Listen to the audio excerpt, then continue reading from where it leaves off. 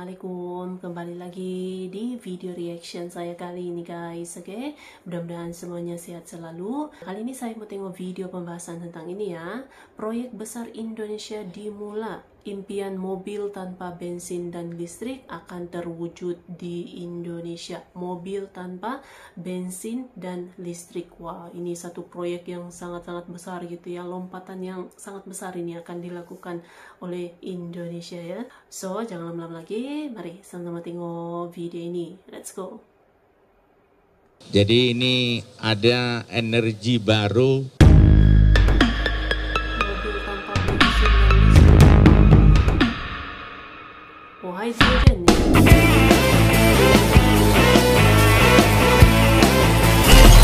Assalamualaikum, halo guys, ketemu lagi dengan saya Indra. Kali ini kita akan kembali masuk ke dalam segmen otomotif. Iya, luar biasa langkah pemerintah untuk menjadikan Indonesia menjadi negara maju dan bersih semakin nyata. Impian kendaraan dengan bahan bakar tanpa bensin akan segera jalan di tanah air. Iya, mega proyek Indonesia untuk mewujudkan mobil tanpa bahan bakar bensin dan listrik telah dimulai. Infrastrukturnya saat ini sudah disiapkan dan dikembangkan oleh pemerintah. Bahkan kendaraan tanpa bahan bakar bensin dan listrik ini kini sudah hadir di Indonesia. Iya, pemerintah saat ini telah resmi mendorong dan mendukung energi baru yang jauh lebih baik dan murah dibandingkan energi bahan bakar fosil dan listrik. Kita barusan melakukan sesuatu yang di luar perkiraan kita. Jadi ini ada energi baru. Adapun energi baru yang saat ini sedang dikembangkan dan didukung penuh oleh pemerintah adalah energi hijau hidrogen. Baru-baru ini pemerintah telah resmi mengoperasikan SPB hidrogen pertama di Indonesia yang berlokasi di Senayan. Dan berikutnya akan ada puluhan titik baru sumber hidrogen dan sejumlah masif SPB hidrogen juga akan segera dibangun di Indonesia demi mendorong ekosistem kendaraan hidrogen yang maju dan pesat di tanah air. Dan kabar gembiranya, kendaraan hidrogen memiliki konsumsi bahan bakar jauh banget lebih murah, lebih irit dibandingkan mobil dengan mesin listrik, apalagi dengan mesin bensin. Perbandingannya jauh banget. Biayanya seperti apa perbandingannya?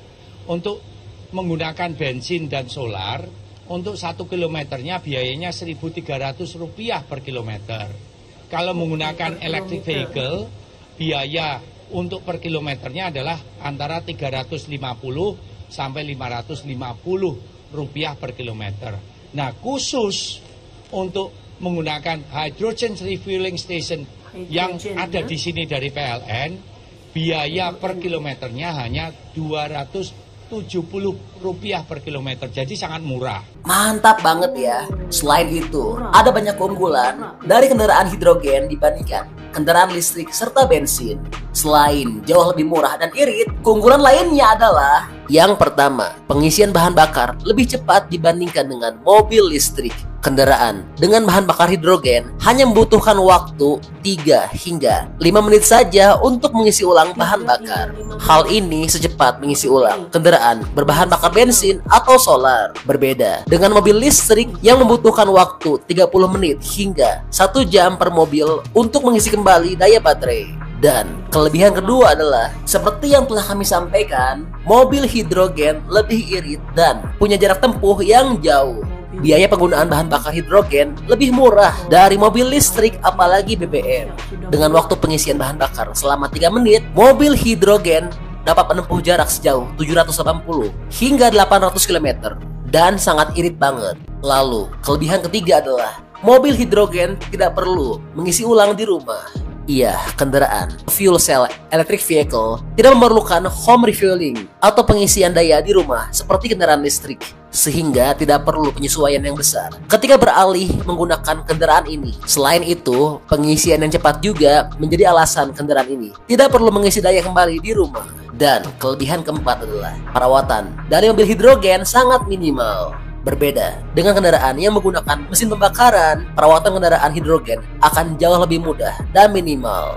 Tidak perlu khawatir mengganti banyak komponen ketika servis yang disebabkan oleh proses pembakaran, dan juga tidak perlu khawatir untuk harga baterai mobil listrik yang mahal. Dan kelebihan berikutnya yang kelima adalah mobil hidrogen ramah lingkungan. Iya, berbeda dengan bahan bakar yang berasal dari fosil, hidrogen lebih ramah lingkungan, sehingga hidrogen dipilih sebagai bahan bakar yang tepat untuk menekan kadar emisi gas rumah kaca serta karbon dioksida yang dikeluarkan oleh kendaraan. Selain sejumlah kecil karbon dioksida dan air, tidak ada lagi emisi gas yang dihasilkan dari kendaraan berbahan bakar hidrogen. Hal tersebut menjadikan hidrogen menjadi bahan bakar ramah lingkungan dan tidak menyebabkan polusi udara. Tidak hanya itu, mobil hidrogen juga tidak berisik.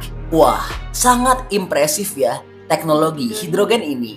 Dan sekarang pasti bakal ada yang komentar bahwa mobil hidrogen itu berbahaya. Kalau pakai mobil hidrogen bisa auto pindah alam, karena kalau kecelakaan bakal langsung meledak kayak lagi bawa bom berjalan. Hehehe. Tenang bos, untuk tingkat safety dari mobil hidrogen akan kami ulas dalam video ini ya. Oke, langsung kita cek ya bagaimana tingkat safety untuk mobil hidrogen. Nah, kebetulan ada pengujian atas 2 mobil, yang dimana satu mobil menggunakan hidrogen, sedangkan yang satu lagi menggunakan bahan bakar bensin. Dan dalam demonstrasi ini telah terjadi kebocoran pada bahan bakar yang disebabkan oleh konsleting listrik. Nah, hasilnya mobil dengan bahan bakar bensin mengalami kebakaran hebat banget. Dan jelas dalam kondisi ini penumpang akan auto pindah alam. Sedangkan hasil dari mobil hidrogen saat terjadi kecelakaan dengan sebab yang sama, maka api akan keluar dari tabung hidrogen saat ada kebocoran, dan hidrogen akan kosong dalam waktu kurang dari 2 menit. Lalu api akan mati serta tidak menyebabkan damage sama sekali pada mobil, dan suhu pada kaca belakang hanya mencapai 13 derajat Fahrenheit. Wah, kok bisa gitu ya? Nggak meledak. Ada nggak yang bisa jelaskan? Kalau ada, tulis ya di kolom komentar. Oke, kalau masih kurang puas saat ini, sudah ada uji tabrak untuk mobil yang menggunakan mesin hidrogen, yaitu ada Toyota Mirai dan juga ada Hyundai Nexo. Kita langsung cek yuk gimana sih hasil uji tabraknya. Tapi kalau bahas hasil uji coba dari Toyota Mirai, khawatir deh nanti pada kurang percaya lagi, karena takutnya ada skandal lagi ya. Hehehe. Padahal yang ini sih nggak mungkin, karena pengujiannya di Euro NCAP dan juga ini mobil premium ya. Oke, langsung aja kita cek hasil uji tabrak dari Hyundai Nexo ya. Hyundai Nexo telah diuji 2 kali. Pertama oleh Euro NCAP dan yang kedua oleh IIHS, yaitu Institut Asuransi Keselamatan Jalan Raya Amerika Serikat. Jadi jelas pengujiannya dilakukan oleh lembaga valid kelas dunia ya, bukan abal-abal. Lalu gimana dengan hasilnya? Jangan kaget, siap-siap ya denger bunyi boom. Hehehe, maaf bercanda lagi. Oke, langsung lanjut kita bahas hasil pengujiannya ya. Pertama, kita cek dulu hasil dari IIHS, karena memang Hyundai Nexo juga sudah dipasarkan di Amerika dan penjualannya cukup lumayan di sana. Yang pertama, Hyundai Nexo diuji dengan tes tabrak frontal dengan kecepatan 40 mil per hour atau sekitar 65 km per jam dengan hasil sebagai berikut.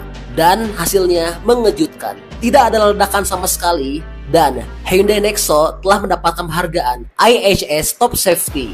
Kok bisa gitu ya, nggak meledak? Iya, jawabannya adalah karena Hyundai Nexo telah menggunakan teknologi pemotongan berteknologi tinggi untuk tabung hidrogennya, yang dimana tabungnya hadir dengan 5 lapisan berbeda, yaitu lapisan pertama ada plastik padat, lapisan kedua dan ketiga adalah struktur untuk pelindung dari bahan karbon dan glass fiber, keempat ada dome protector, dan lapisan kelima ada fireproof yang merupakan material tahan api, anti ledakan dan kebakaran. Lalu terakhir ada aluminium, dan jika ada tabrakan dengan benturan kuat, maka tegangan listrik yang keluar akan sepenuhnya tertutup atau mati. Lalu unit kontrol hidrogen bertegangan tinggi akan mematikan semua dinding ke tangki bahan bakar hidrogen.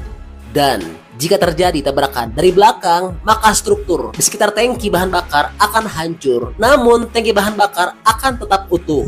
Lalu, jika ada tabrakan dari samping, maka akan bekerja teknologi silang yang akan memindahkan beban dari sisi yang tertabrak ke yang tidak tertabrak. Jok belakang sudah dirancang tahan panas atau api untuk melindungi penumpang. Semua penempatan kabel bertegangan tinggi, bumper, dan bahan-bahan yang sensitif sudah ditempatkan seaman mungkin dari resiko kecelakaan oleh insinyur Hyundai. Wah, luar biasa ya, ternyata hal yang ditakutkan dari mobil hidrogen tidak terjadi saat uji tabrak. Dan begitu pula dengan hasil tes tabrak dari Euro NCAP, hasilnya sangat baik. Dan Hyundai Nexo memiliki tingkat safety yang sangat tinggi, yaitu dengan memperoleh bintang 5 dari Euro NCAP, bahkan dengan nilai yang sangat tinggi, nyaris sempurna, yaitu 94%. Begitu pula dengan Toyota Mirai, sama mendapatkan bintang 5 namun dengan nilai yang lebih rendah, yaitu 88%. Iya, jadi itu info update mengenai ekosistem kendaraan hidrogen yang akan segera digalakkan di tanah air. Nah, gimana nih pendapatnya? Menurut teman-teman, kira-kira setuju nggak dengan program pemerintah yang satu ini? Dan juga kira-kira bakal berhasil nggak ya pemerintah mendorong ekosistem hidrogen ini?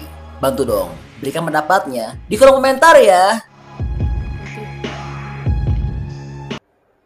Oke guys, jadi tadi ya videonya ini. Jadi ini dia ini ya, proyek besar Indonesia ini lagi sekali gitu ya. Ada proyek besar yaitu mobil hidrogen ini yang tidak menggunakan bensin ataupun listrik gitu ya. Dia ada keunggulannya juga ini, tapi ini satu, wah memang cukup Indonesia sangat siap gitu ya melangkah menuju teknologi yang lebih canggih gitu. Mantap. So, terima kasih banyak sebab kamu sudah menonton video ini. Jangan lupa macam biasa untuk support channel saya dengan subscribe, like video ini, dan jangan lupa untuk komen juga, oke? Terima kasih banyak dan kita jumpa lagi di video seterusnya. Assalamualaikum.